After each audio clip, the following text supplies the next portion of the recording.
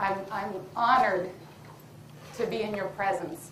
So many of you out there, credit for saving my life, whether you're a doctor, a scientist, a journalist, an author, or one of the many that have tested HIV positive, that have just been in these trenches for a very long time and have walked this path long before I found this information out.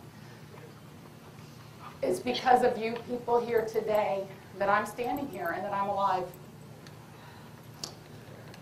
On that note, my journey through the AIDS machine. This is a picture of me at 26, 5 months after the birth of my first child, 3 years before I had a positive HIV test. This all started in May of 1995. I had given birth to my second child via C-section. Was in the hospital for a few days with that.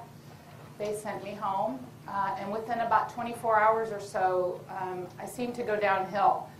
The C-section was infected. It was swollen, red, inflamed. I had a very high fever, and my family rushed me back down to the emergency room with a low blood pressure, about 50 over 30.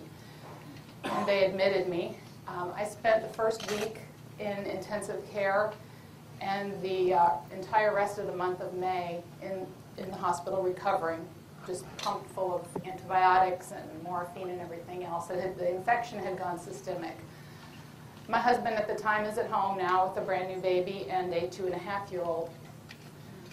I eventually get out of the hospital. What they had done was, while I was in there, they opened the section back up and decided to leave it open and let it heal from the inside out. So every day and every night, they would come in and scrape it and irrigate it and pack it. And when I went home, they sent me home with home health care nursing. And they did the same thing every day and every night for probably another 6 or 8 weeks. It finally healed. I never really felt like I bounced back from this. As the weeks and the months went on, I just didn't feel the same. I wasn't really sick with anything. I had no illness of any kind. Just no energy left. Very fatigued, very worn out. And I'm trying to deal with a new baby and a toddler.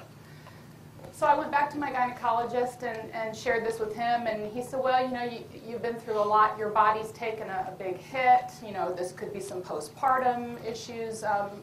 Just ride it out. Another month or so went by, and I didn't really feel any different. I had no energy. I just didn't feel the same as I used to. So I saw another doctor. He advised me to take some Prozac, which at the time I didn't think was a really great idea. So I moved on.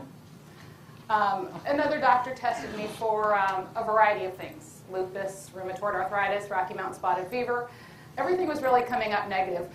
In retrospect, I should have just left well enough alone. If I probably would have waited long enough, I believe I probably would have made a recovery, but I didn't. I had a medical background. I worked as a paramedic, and I worked in outpatient surgery for a few years. So there was something in me that was just saying, well, there's bound to be something wrong that a doctor and a pill could help. This brings me up to about June of 1996. So now it's been about a year later, and my son is a year old. I go to a hematologist, and he's leading me at the time to believe this might be liver cancer or a liver issue based on some of the lab tests maybe. But he says to me, have you ever had an HIV test? And I said, no, I don't believe I have. And he said, well, surely they must have done one with one of your pregnancies. And I said, well, maybe, but I don't remember signing anything. And I said to him, is that what you think it is? And he said, no, not at all. White middle-class women don't get AIDS. Hallelujah. And I remember, that was the first of many shocking statements I've heard since then. And I remember being shocked about that. Although I wasn't in a risk group, I was straight. I'd never used drugs. I had a handful of partners before my husband, all steady boyfriends. They were straight. They'd never used drugs. I had a needle stick in late '88. But other than that, I was not in a risk category.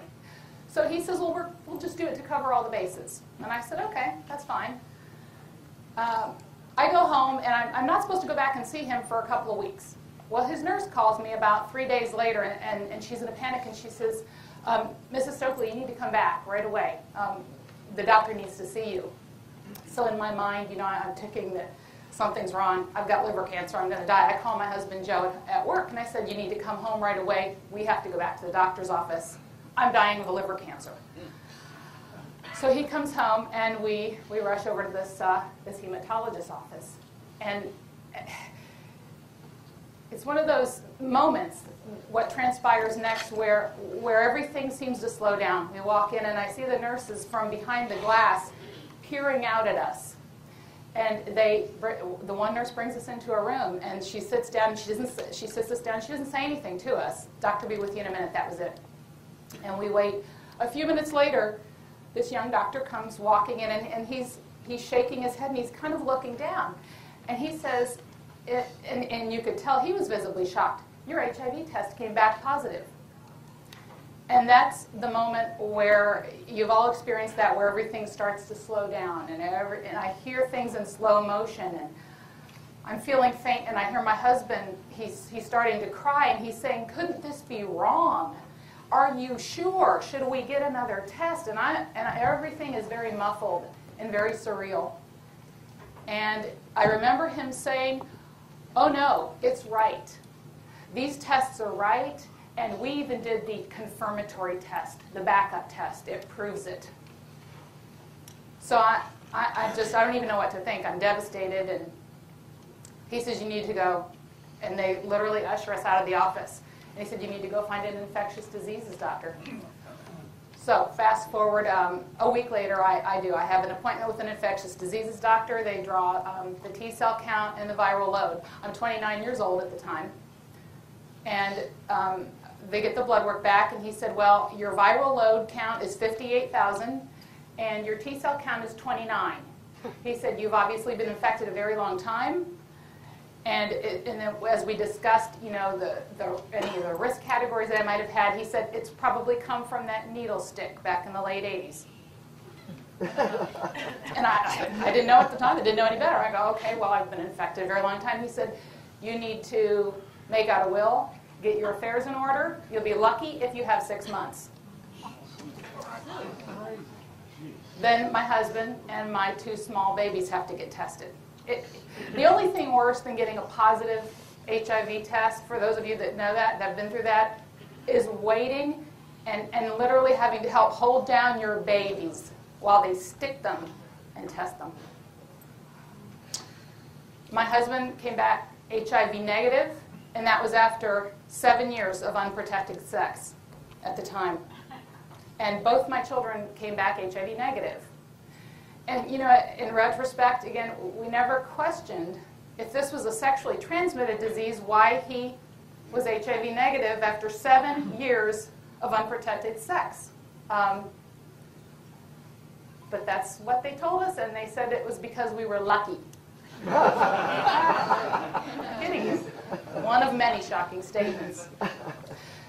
So we were very thankful for that, and I was determined to start on these drugs. The doctor said, we'll probably have to switch these out a lot before you die because the virus mutates really quickly and you won't be on any one of them for very long. They started me on AZT, 3TC, Crixivan, and Bactrim. I never missed a dose, took them faithfully, just like clockwork. I wanted to stay alive as long as I possibly could.